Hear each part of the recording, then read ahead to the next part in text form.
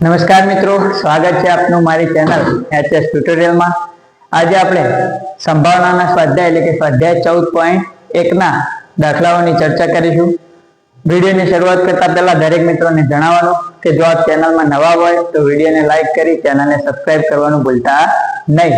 તેમજ આ જે વિડીયો છે તમારા બીજા ધોરણ 10 ના મિત્રો સાથે શેર પણ કરતા રહેજો, જેથી કરીને એ પણ ઘરે બેઠા સરળતાથી ગણિત શીખી શકે। શરૂ કરીએ મિત્રો આજનો વિડીયો। સ્વાધ્યાય 14.1 દાખલા નંબર 1। એની અંદર આપણને ઘણા બધા ટૂંકા પ્રશ્નો આપેલા છે। જો તમે મારો અગાઉનો ઇન્ટ્રોડક્શનનો વિડીયો જોયો હશે તો આ બધા જ પ્રશ્નોના જવાબ તમને આવડશે। પહેલાનો પહેલો શું કહ્યું છે?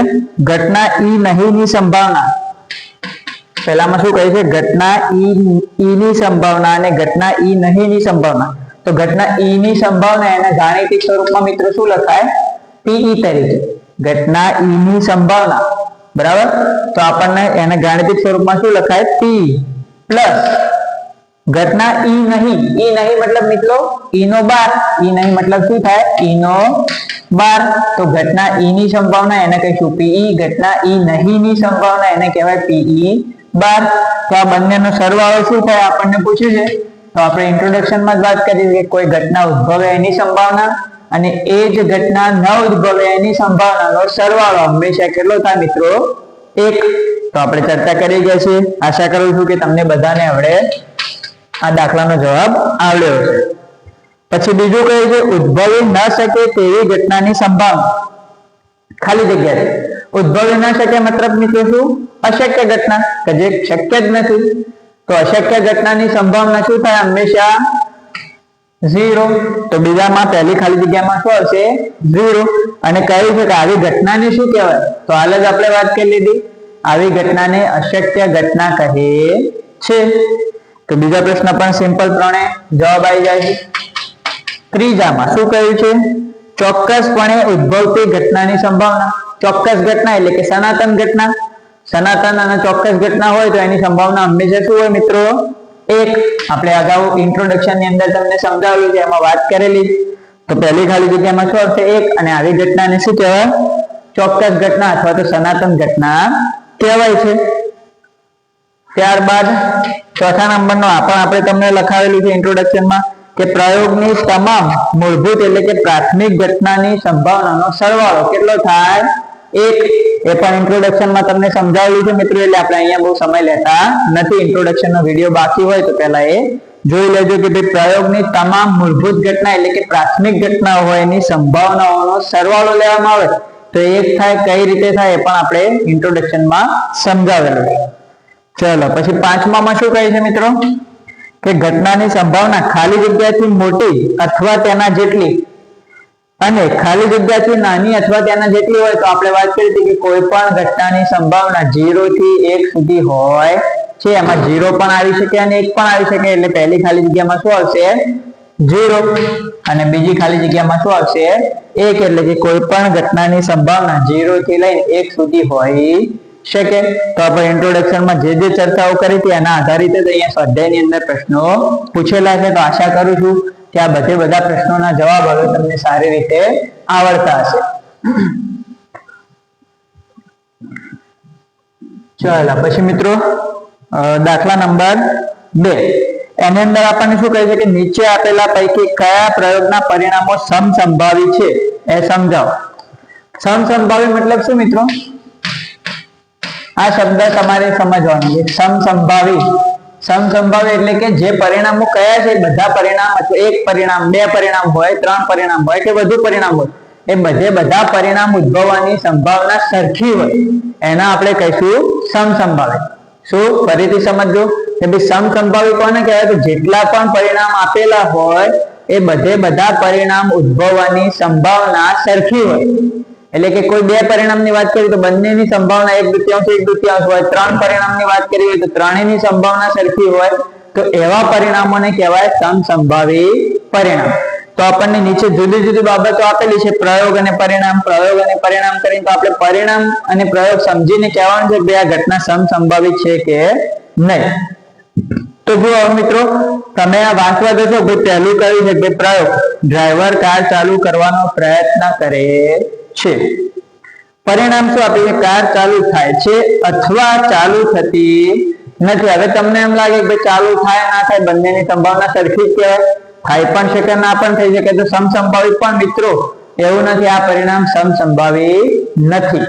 બરાબર છે? બીજાનો જે પહેલો છે એમાં સમસંભાવી નથી. કેમ કે જો કાર કમ્પ્લીટ કન્ડિશનમાં છે ચાલુ થશે અને કાર ખરાબ હશે તો ચાલુ થવાની નથી. તો તમારે આ બધી ઝંઝટમાં પડવાનું છે. તમારે મિત્રો સિમ્પલ એટલું જ યાદ રાખવાનું છે કે પરિણામમાં તમે ધ્યાન આપો. જો પરિણામની અંદર વચ્ચે અથવા શબ્દ દેખાય તો એ પરિણામ સમસંભાવી કહેવાય નહીં. એટલું તમારે સિમ્પલ શોર્ટમાં યાદ રાખવાનું રહેશે. અને જો પરિણામમાં વચ્ચે અને અથવા કે જેવા શબ્દો દેખાય, અને અથવા તો કે જેવા શબ્દો દેખાય તો એ પરિણામ સમસંભાવી કહેવાય. આટલું સિમ્પલ તમારે યાદ રાખવાનું છે. જો વચ્ચે અથવા શબ્દ દેખાય તો સમસંભાવી નથી. જો વચ્ચે અને અથવા તો કે શબ્દ દેખાય તો એ સમસંભાવી કહેવાશે. હવે તમને આટલું સમજી લીધું તો ચારે ચારના જવાબ ફટાફટ આવડી જશે. પહેલામાં વચ્ચે પરિણામમાં અથવા છે તો સમસંભાવી નથી. બીજામાં પરિણામમાં વચ્ચે અથવા છે તો સમસંભાવી નથી. ત્રીજાની અંદર પરિણામમાં વચ્ચે કે શબ્દ છે તો સમસંભાવી કહેવાશે. અને ચોથાની અંદર પરિણામમાં વચ્ચે કે શબ્દ છે તો એ પણ સમસંભાવી કહેવાશે. બરાબર? તો મિત્રો ખૂબ જ ઈઝી રીતે આટલું સમજી લેશો તો તમે આ પ્રકારનો કોઈ પણ ટૂંકો પ્રશ્ન પૂછ્યો છે તેનો સરળતાથી જવાબ આપી શકશો.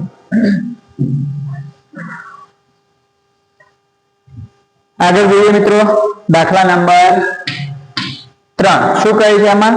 શા માટે ફૂટબોલની રમતની શરૂઆતમાં કઈ ટુકડીને બોલ મળવો જોઈએ તે નક્કી કરવા માટે સિક્કો ઉછાળવો એ નિષ્પક્ષ ક્રિયા છે એવું વિચારવામાં આવે છે. એટલે કે કોઈ પણ ગેમ હોય, ગેમની શરૂઆતમાં સિક્કો ઉછાળીને કેમ નક્કી કરવામાં આવે છે? ભાઈ પહેલા કોણ બોલ લેશે અથવા પહેલા કોણ બેટિંગ લેશે, કોણ બોલિંગ લેશે, એ બધું નક્કી કરવા માટે સિક્કાનો કેમ ઉપયોગ કરવામાં આવે અને એ પ્રક્રિયાનું નિષ્પક્ષ છે એવું કેમ વિચારવામાં આવે છે, તો એ સમજવાનું છે આપણે. તો વાત કરીએ મિત્રો, અહીંયા એક સિક્કાની વાત કરીએ. હવે એક સિક્કો હોય તો એમાં બે જ પરિણામ શક્ય છે. H મતલબ છાપ અને T એટલે કાંટો, હેડ અને ટેલ. બરાબર?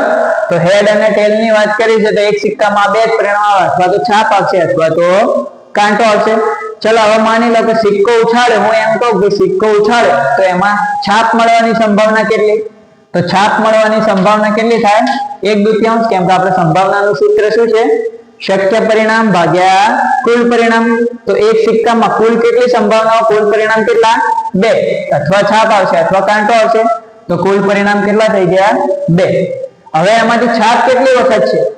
છાપ એક જ વાર આવે સિક્કાની અંદર, ઉપર છાપ એક જ તરફ એક જ વખત હોય. તો છાપની મતલબ શક્ય પરિણામ કેટલા થઈ ગયા? 1. તો મતલબ છાપ મળવાની સંભાવના કેટલી થઈ ગઈ? 1/2. એ જ રીતે કાંટો મળવાની સંભાવના ગણીએ તો પણ શું થાય? 1/2. તો જુઓ, બંને પરિણામો સમસંભાવી. આ બંને પરિણામો કેવા છે? સમસંભાવી. એટલે કે છાપ આવવાની સંભાવના પણ 0.50% છે, 0.50 છે, અને કાંટો આવવાની સંભાવના પણ 0.50 છે. એટલે કે બંનેની સંભાવના 50-50 છે.